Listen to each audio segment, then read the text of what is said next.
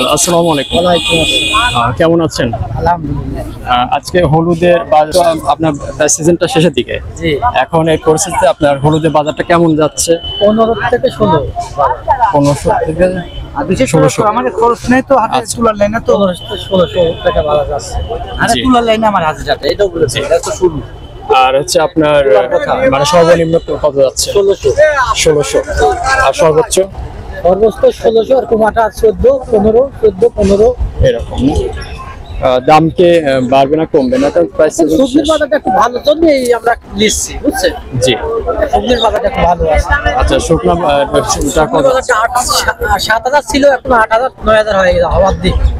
হওয়ার দিকে না? জি, মানে শুকনা হলুদ যেটা মানে এখনো আসে নাই নাকি? না আমরা দাসুরি হাটের বেশি।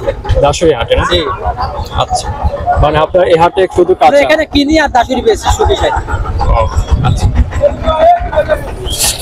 তাহলে আজকে আপনার সর্বোচ্চ বাজারটা সর্বোচ্চ 1600 কিনেছি। 1600 গেছে জি। আর সর্বনিম্ন 14। বুঝতে। জি।